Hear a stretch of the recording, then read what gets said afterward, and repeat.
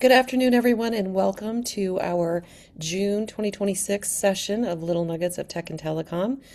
Jen Fritchie, it's so good to see you amidst the background of a lot of Georgetown Center branding. Yes, nice to see you. Nice to see you. And we are joined with our expert for this month, Shane Tews, who is a Senior Fellow at AEI as well as President of Logan Strategies. Shane, thank you very, very much for joining us today. We are very excited about the conversation because I think the last couple of months we've been really drilling down into the weeds on very specific, I would say almost single topics. This month we're going to pull back, and the conversation is really about what's happening out there in terms of different layers of infrastructure with the explosion of AI and what impact the explosion of AI and related data centers and infrastructure build across different utilities and across broadband. What impact will that explosion have on infrastructure of all kinds? Obviously, broadband, but what about electrical, water, etc.? So, Shane, I know that you have had in the past many discussions with lots of people across this ecosystem, and from my perspective, I see it as all very interconnected. We have the telecom piece of it, we've got the electrical power piece of it, we've got the water and that infrastructure piece of it. And then across all of this, you're starting to see, I think, some tensions. And I think for a while there, everyone was worried that maybe broadband, for example, would become a bottleneck. And it appears that that is not proving to be the case, at least not in the near term. So, Shane, given your very broad perspective in talking with folks across these various pieces of the industry, so telecom, electric utilities, et cetera, I was curious what your thoughts are in terms of the fact that AI has really put our focus and regulators' focus and policymakers' focus on the fact that digital infrastructure is a integrated stack. You've got fiber, you've got wireless, you've got the data centers, you've got the generation capacity, you've got the transmission lines, and you also have permitting regimes, all of which are different across each of those pieces. I guess my question is, what is your thought in terms of are there any weak links in any of those sectors in terms of what we expect is going to be needed from broadband, from the electric utility networks, et cetera, to support the ongoing explosion of AI? Yeah, thank you for having me. Was a great opportunity to just kind of brush up on a lot of these topics. And the thing that actually caught my eye back in November of 2025, Larry Fink, the CEO of BlackRock, had an op-ed in the Wall Street Journal, unfortunately the same day of the election. So not a lot of people were paying attention to Larry Fink's, op-ed, but he was talking about the importance of electricity permitting reform, and it caught my eye. And it didn't completely have the construct of which now we're looking at all of these things. But then since then, he was just out at the Milken Institute, and he was saying he looks at this as a new asset class: power, memory, and compute. And what I found interesting about that is you're seeing the financial guys, people wanting to structure a lot of what's going on in the AI space as a financial instrument, partially Mm-hmm. because they have more control over that and they like to balance risk. So they like to have the instruments that allow them to balance risk through this process. And they're coming up against the regulatory process, which, as you just mentioned, is not done in a very elegant fashion, I guess is one way to say it. We have different regulators that are managing different parts of the segments that need to be basically talking to each other. So we have the FCC that's dealing with spectrum and the issues about it's very important to the actual delivery of artificial intelligence. We have FERC that is managing to their credit.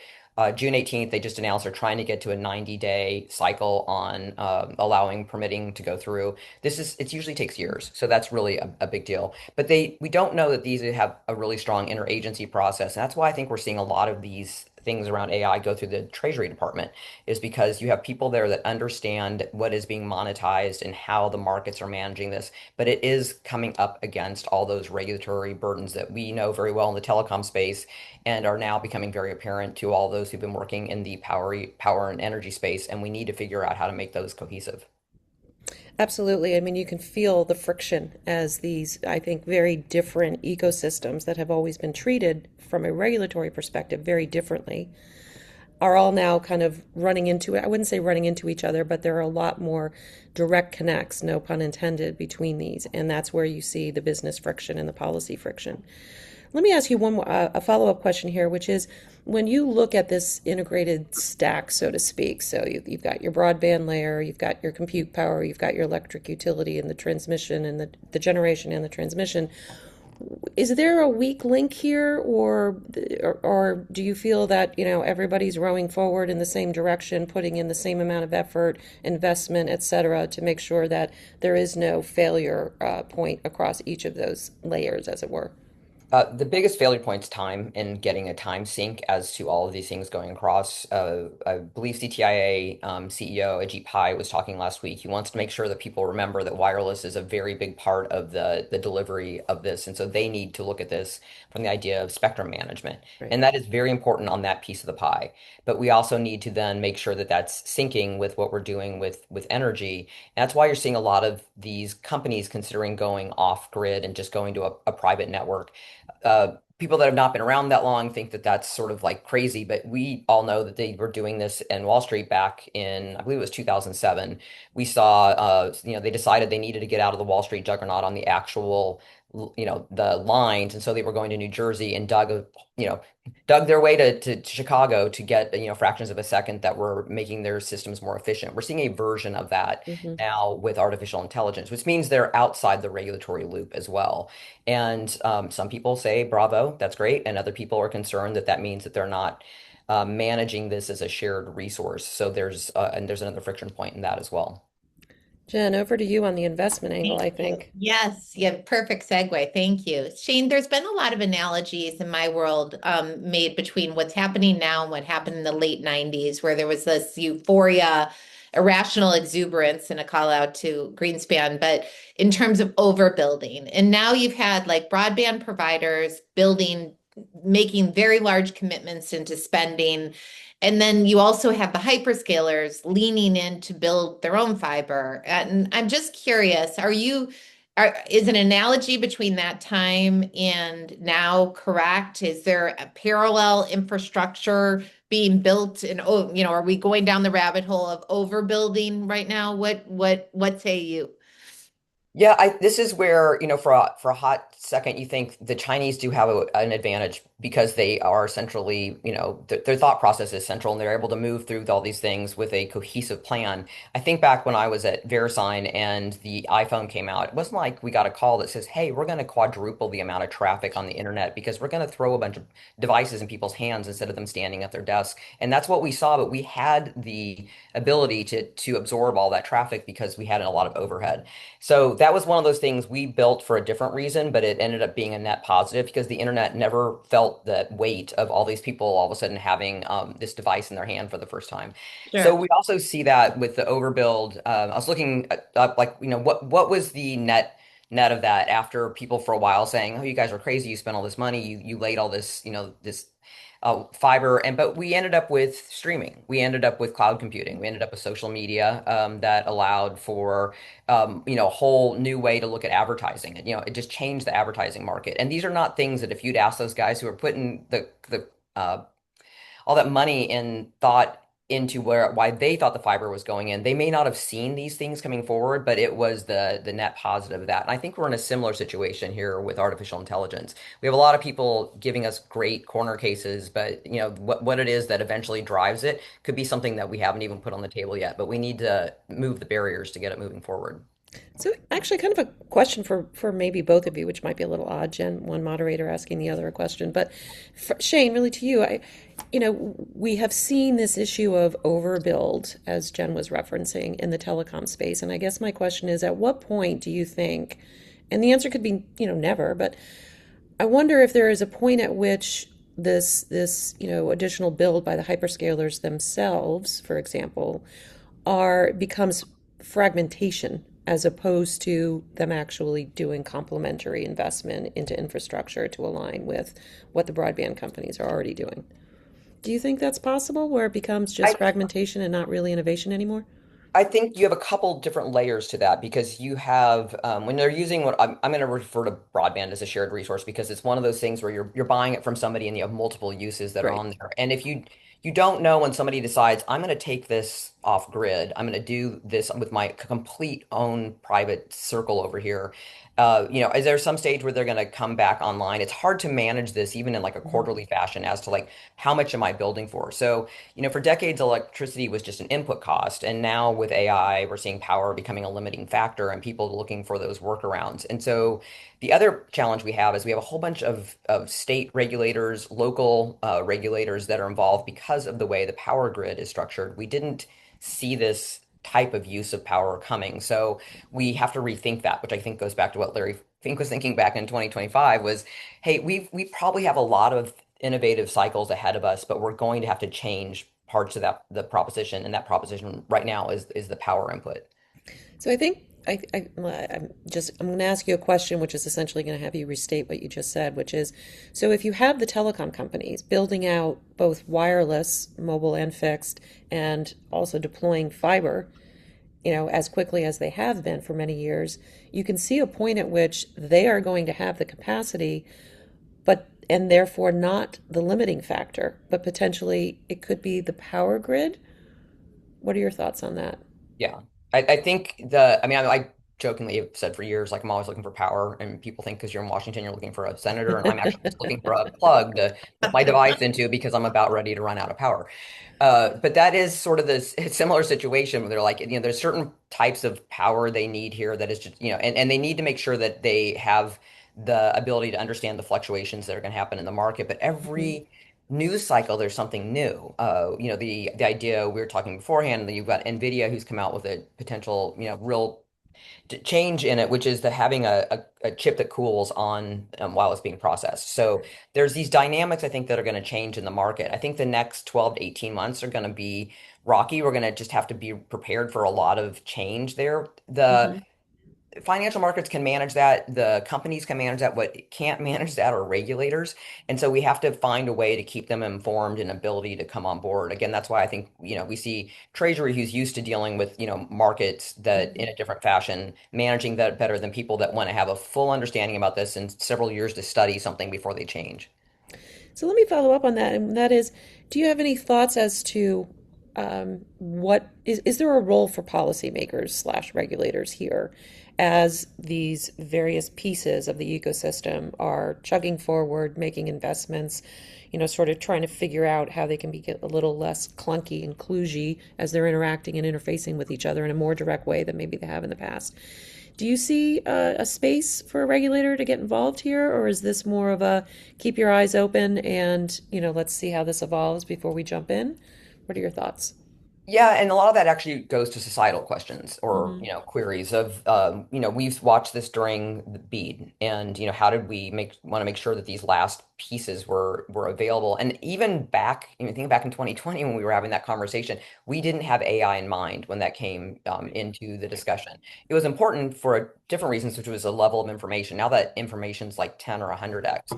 And I believe it was Roger Entner, he has a term of art that I'm dropping on something loop, but the loop is basically those who have better connections are using AI a lot more than somebody who is possibly in Europe on an old DSL line and just can't get the speed, so they aren't using the tools the way that they are really designed to be created. So I think there is a societal question which brings in the regulators in the idea of we don't want this to be a massive have or have not. The Hmm. way that you use this and people people also get stuck in loops like it's like the prompts that you use, and so the idea is like how do we train more people to use the information so it's more important, and then you see more of the relevance to wanting to move this forward. Right now our biggest challenge with the data centers is people just not wanting them to evolve.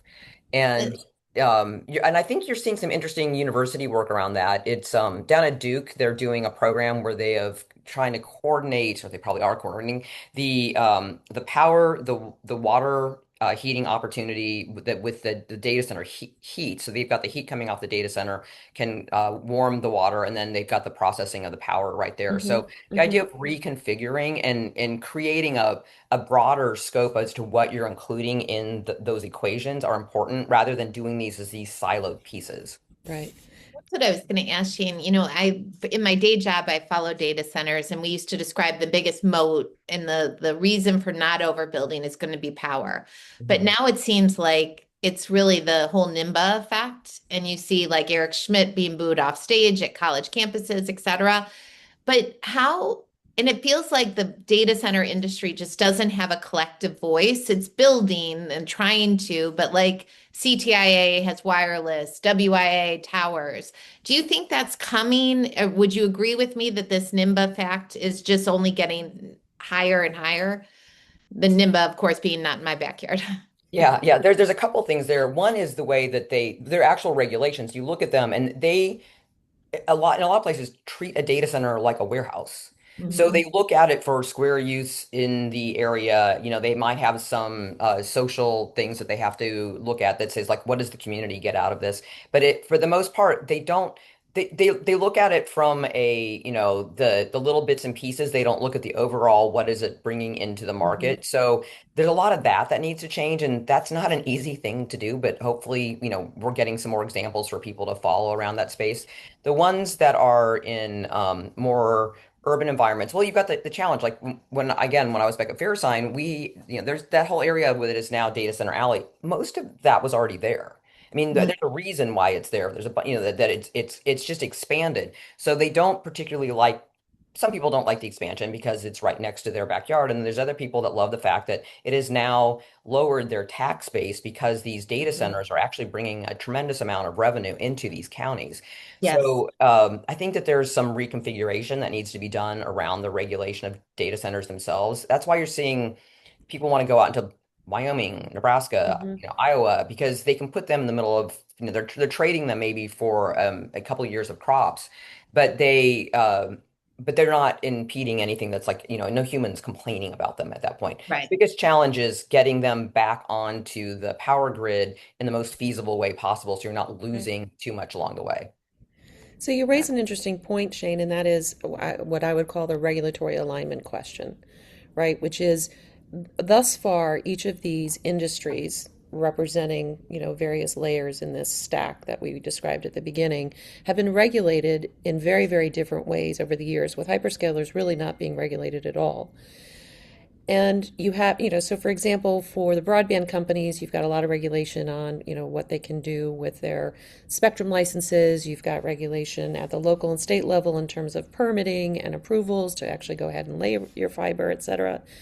There's environmental concerns that, broadband companies have to comply with. Obviously, there's a ton of regulations at FERC in the energy sector. But again, hyperscalers themselves not subject to any of this. Do you think with the explosion, not just of AI as we're reading about it and the capabilities, compounded by this NIMBY surge, right, as more and more locals are looking out their back window seeing construction and are getting concerned, do you think policymakers and folks on the Hill appreciate how interconnected each of these pieces are in the ecosystem? So broadband is, connecting with the power piece of it, which is connecting with the actual construction of the data centers themselves, et cetera.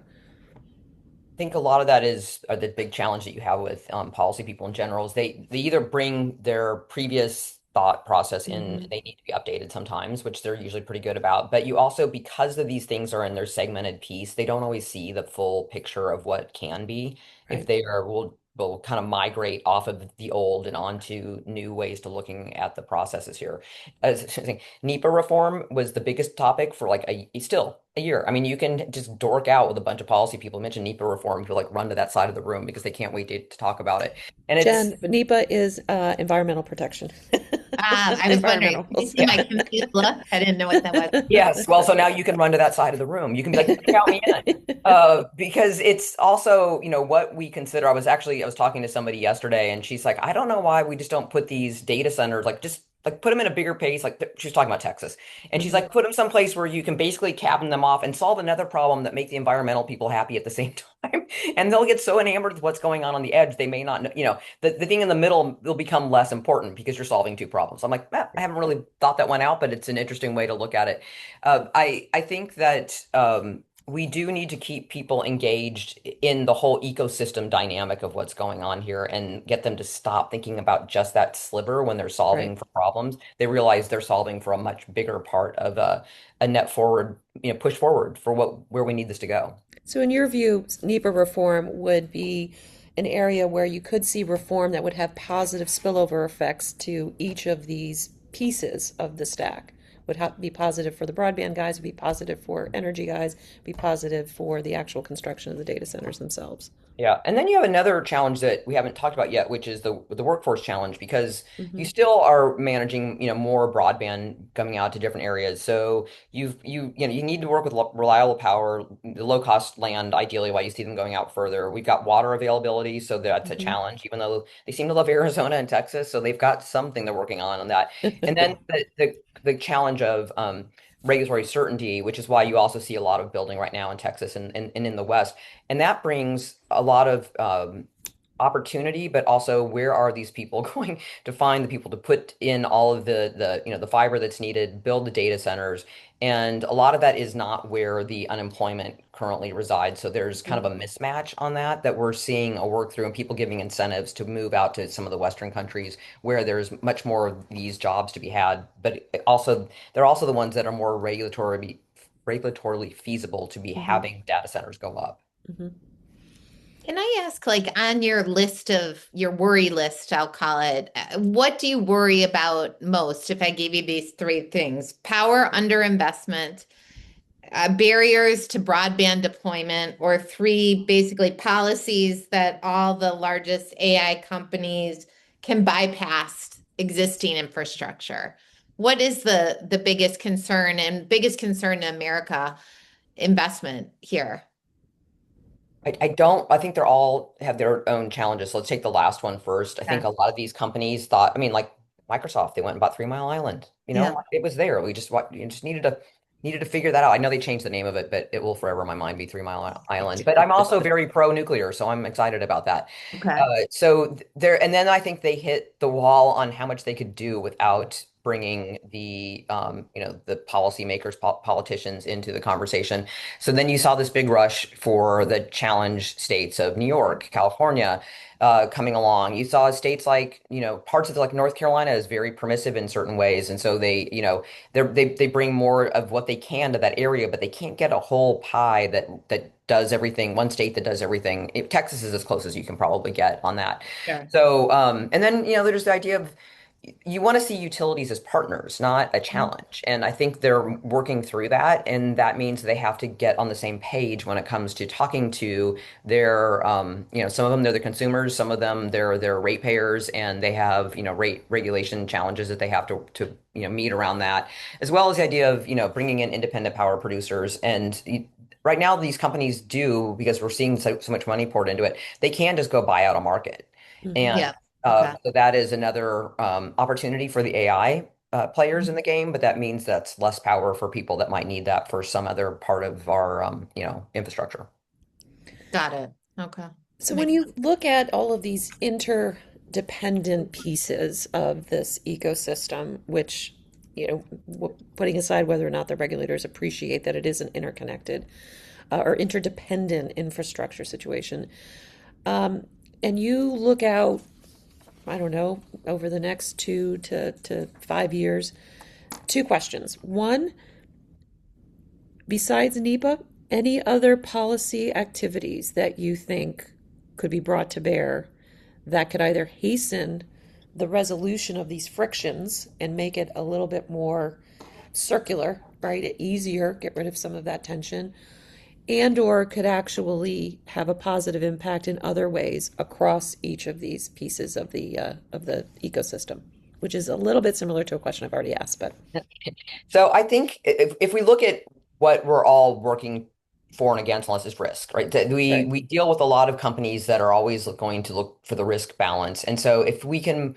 I do see the point of if we can move more of this into the financial markets where the risk balances itself through the market, that to me is a net positive because it's taking care of a lot of the challenges and the friction in there. And so it resolves also around different people are making those decisions that are very, well educated, or they're good at risk management.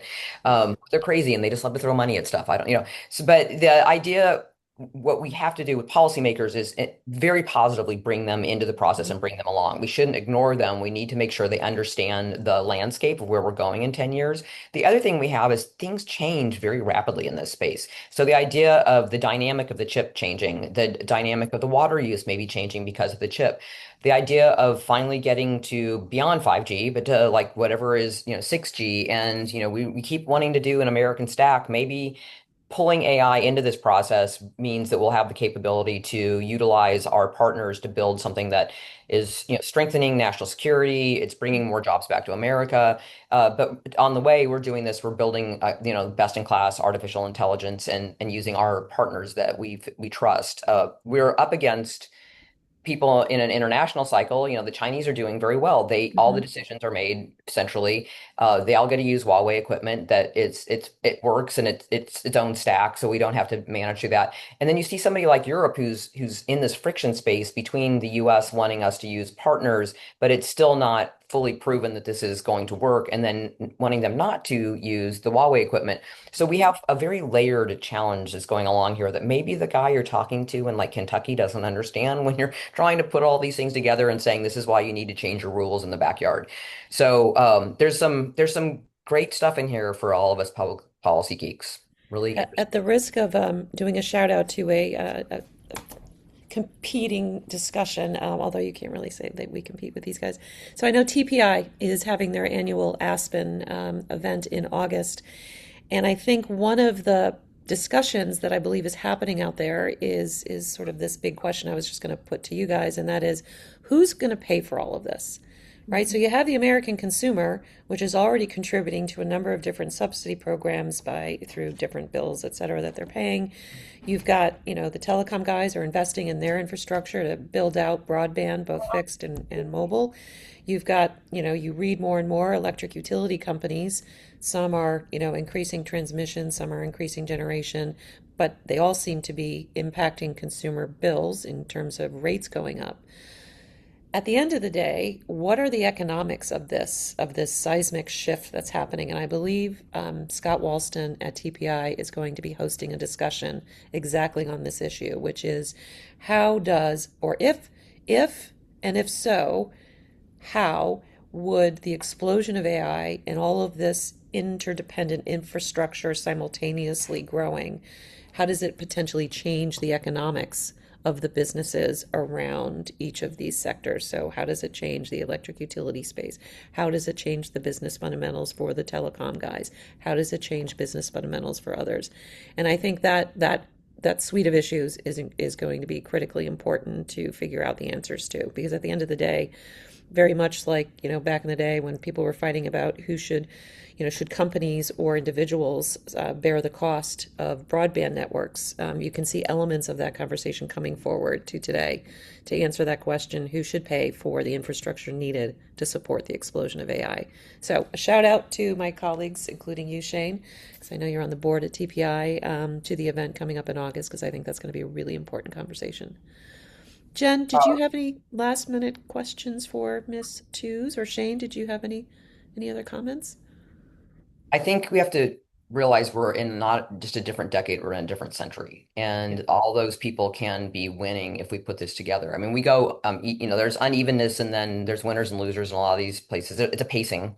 But look at what wireless has brought to not Mhm. just the wireless carriers, but we see, wireless is important to everyone, and it's changed the dynamic. I was clearing out something, and I had this big bag of wires, and I just had to stop and think about what they used to do, I don't need them anymore. And then it took me a second to be like, by the way, Best Buy takes back all wires, so Good you to can know. you can recycle all those wires. But it's a step change. It's a big step change for everyone. Yeah. I mean, I guess my final question, as a former analyst, I'm always looking around the corner.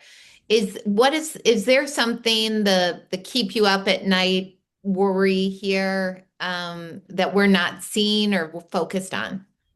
Just not using our time efficiently and letting people they start consternating and they don't realize we've got to move. We do really need You to have move. to move fast. Yeah. Yeah. Okay. Yeah, that's interesting. And Carolyn, I was going to suggest maybe our next webinar be in Aspen itself. We'll take a Yeah. page out of I it. like that idea. I'm We'll sure talk Scott to would. Georgetown about that budget. We could do an in-person with all of our various and sundry guests and have a very robust conference. I am totally in favor of that. Shane, we will follow up with you. Yeah, I think that's a great idea.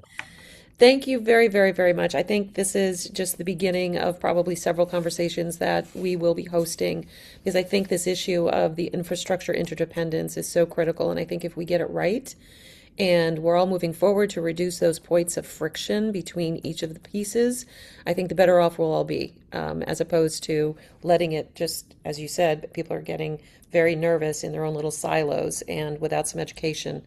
I think it all starts to fall apart. And in that regard, I did notice, Jen, you might not see these ads, but inside the Beltway, there's a new ad campaign running by the hyperscalers telling the story about they're actually not using public water that would be used for drinking. They are actually coming up with solutions for their demands on the power grid, et cetera. So I think it has finally occurred to them that doing some education, both at the grassroots and at the policy level, is going to be really important for their future. It Absolutely. just took, Imagine what Carolyn would see if she actually rode the metro. I have put my time in. I am so done. If I was 6'1", I would have no problem. But being 5'3", so tired of people coughing on me on the metro. All right, I'll take notes for you. But thank you. Well, thank you, ladies. Thank you Ladies, very much. Great it to was meet you, great. Jane. Thanks so much. Thank you all very much.